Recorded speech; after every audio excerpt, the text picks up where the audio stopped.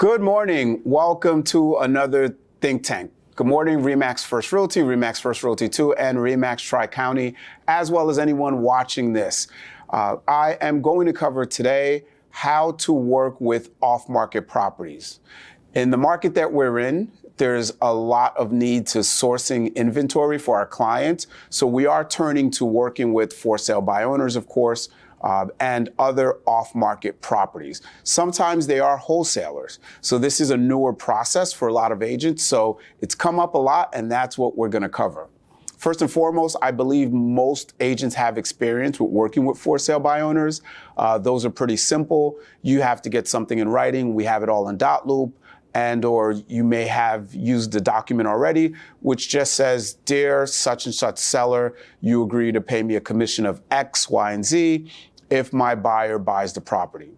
You always want to get that signed and get that done first, because you don't want to show up to the appointment with the client if you're taking a buyer into a for sale by owner. And at that point, you're starting to negotiate, or the client says, "I love it," in front of the FSBO, and there hasn't been a discussion or anything memorialized in writing as far as the commission. Because what if the for sale by owner says, "Great, Olivier, I'm happy your client likes it. I'm not willing to pay a commission. Let's do the deal and figure it out." And now your buyer is not willing to pay a commission, and that puts you in a bind. So you always want to sort that out first, have it clear as far as whether the for sale by owner is paying the commission. And in cases where they absolutely do not want to pay a commission, but your client finds a home or wants to see the house, etc., just let the buyer know, this is a for sale by owner. They're not willing to pay a commission. You would in turn be paying the commission. Buyers have done it. It's not, of course, the norm, but a lot of times you will get the for sale by owners to pay the commission. Just make sure it's memorialized in writing, and that part is done. Of course, that's simpler because we've done that all. That's happened for many, many years, and a lot of us have tons of experience with for sale by owners. But what's newer to the business is working with wholesalers. That has become a bigger segment of the business than for sale by owners, in my opinion. There's a lot more people and agents and investors that are wholesaling properties. And what wholesaling is someone secures the rights or the contract on a property, and now they sell the rights and the contract of that property to someone else. So in layman's terms, I put a property under contract for $300,000. I in turn shop that property or that contract to another buyer, buyer's agent, etc., for let's say $320,000. The $20,000 difference would be profit that I would make as the wholesaler. So the reason why you want to learn and definitely work with wholesalers is they have a percentage of the inventory in our market. And there's nothing wrong with working with them. It's just you need to understand it. I've seen in Cranford, as early as about 3 years ago, our agents started doing deals with wholesalers for their clients. Now, one thing you need to understand with wholesalers is a lot of times they do not own the properties. There are occasions where they do close and they own the property. They're the legal owners of the property, but a lot of times they do not. You'll also see in the MLS from time to time wholesale listings where it's a contract buyer or it's subject to buyer. So they don't own the property. So there's two ways, guys. There are some wholesalers that are contract buyers. They're assigning or selling the contract to another buyer, and they make the difference. And there are some that physically close, own it, and they do nothing to it. They close on Monday and they list it Monday afternoon, Monday evening, or Tuesday morning. So there's two types of wholesalers. Most don't own it. That's more profitable. And some do own it. Either way, these terms that I'm going to explain are typically the same. One, they are usually as is, 100% as is, where buyers do their diligence up front, taking it on with tenants, limited or no inspections. Some of them will be sold sight unseen or off of a Matterport or just in photos that they provide, sometimes no access granted. Even in those cases, you can typically do a tank sweep because that's exterior. Some tank guys do need to get in the basement, et cetera. But you're allowed either a very limited, very small window and not a full-on 2-hour home inspection. You're allowed to just check tanks, structural, make sure there's no massive issues that are high ticket items.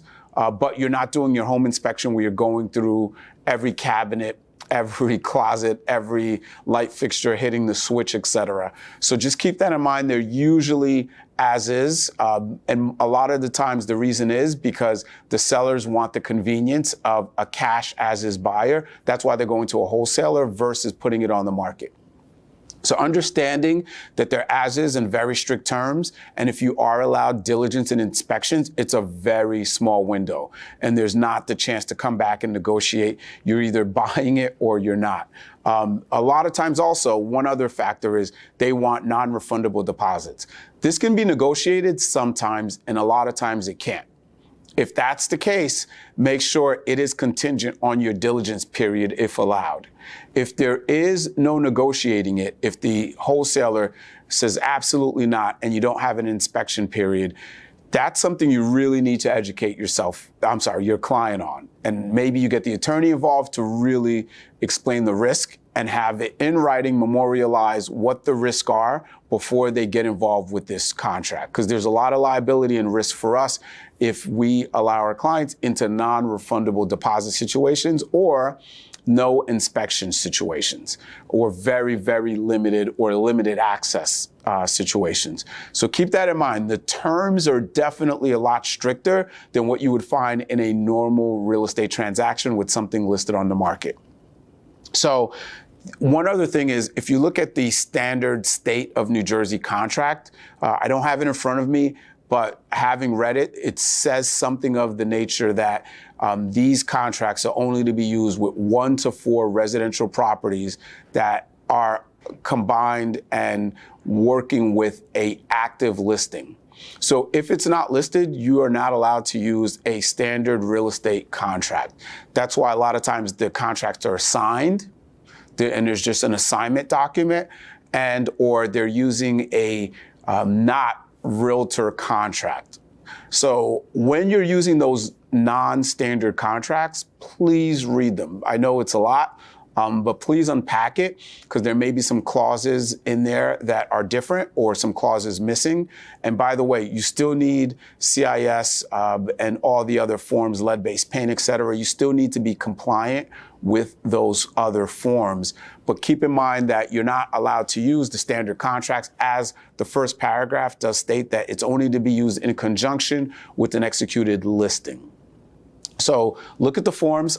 Many times they're going to just be an assignment of the contract, and you're going to get the original contract that you're going to read through and understand the terms. So it is definitely different, but if you can navigate around that and have an attorney that's very familiar, it will help you do more deals, as wholesalers do have a percentage of the inventory out there, and day by day we're seeing a little bit more of it.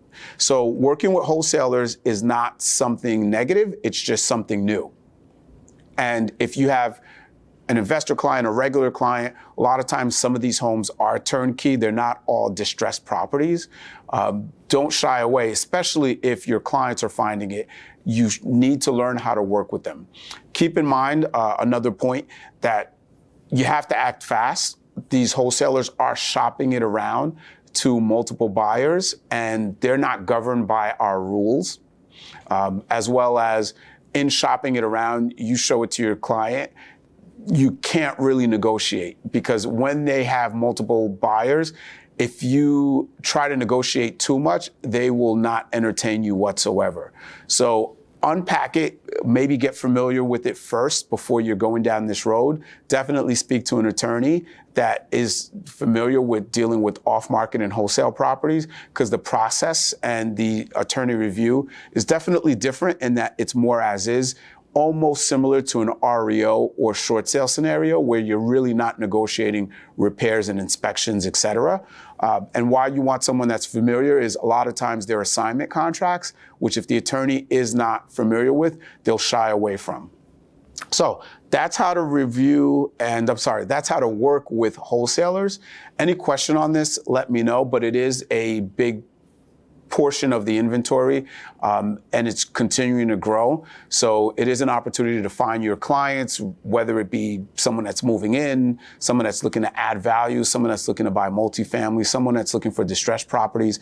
Across the board, the inventory is there with wholesalers. So any questions on this, let me know.